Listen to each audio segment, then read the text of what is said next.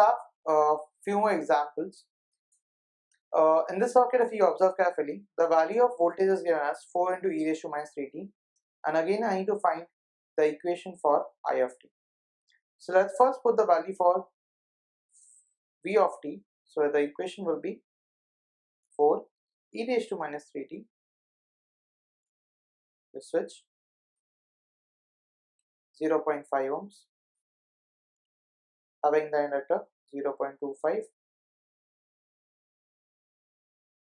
So I need to find I of t. So let's simplify step by step with the three conditions. Your first condition, it would be at t equal to 0 minus.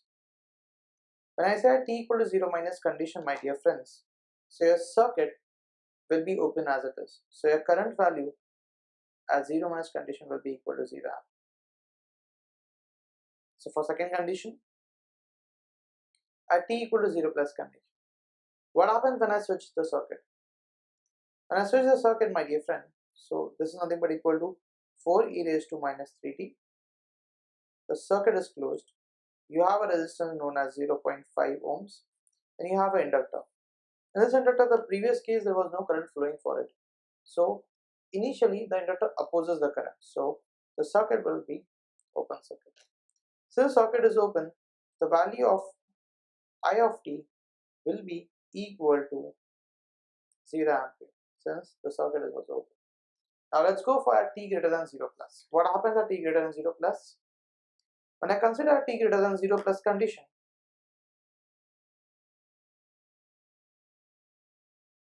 so your circuit behaves in this manner. Is 4 e raised to minus 3t, 0.5 ohms. I have an inductor in series with it. The value of an inductor is 0.25 Henry. I have I of t in this following equation. So let's apply KVL for this equation. Applying KVL in mesh 1, we get, so the equation which I get is 0.5 I of t. The voltage across this equation is L. L is 0.25. This is nothing but di upon dt, equal to the current enters into negative, so it will be positive. So rearrange the equation in the standard form, which is nothing but di upon dt plus pi equal to q. This equation straight away says your di upon dt coefficient should be equal to 1. So the value which you have is 0.25. So divide throughout the equation by 0.25. So the equation which you get after dividing by 0.25 is di upon dt. The term is 5 divided by 0.25. The value which you get is 20 I of t equal to, again you have 4, so it will be 4 divided by 0.25. The value which you get is 16 e raised to minus 3t. So if you compare with the standard equation, the value of p is nothing but 20. The value of q is 16 e raised to minus 3t. The standard form of the equation of I of t is given as e raised to minus pt integration q e raised to pt into dt plus k e raised to minus pt. So put the value of p and q in the above equation. So the value of I of t which you get is e raised to minus 20t integration 16 e raised to minus 3t into e raised to 20t into dt plus k, the value of p which you got is e raised to minus 20t. Simplify this equation, the base is same, so add the powers. So I of t is equal to e raised to minus 20t, 16 is constant, take it outside. So this will be 17t into dt plus k e raised to minus 20t.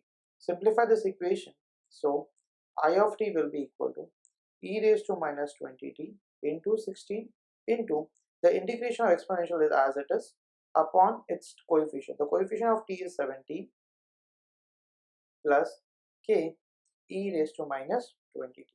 Simplify this term, since the base is same, so power can be added, so it will be minus 20 plus 17. So your I of t equation is given as e raised to minus 3t into you have 16 divided by 17. The value which you get is 0.94. plus k e raised to minus 20t.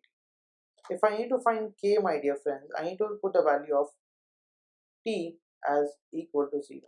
So put the value of t equal to 0. So you get I of 0 equal to anything raised to 0 is 1. So you get 0.94. Anything 0 equal to is 1. So the I of 0 value which you got is 0 in previous case. So the value for k is minus 0.94.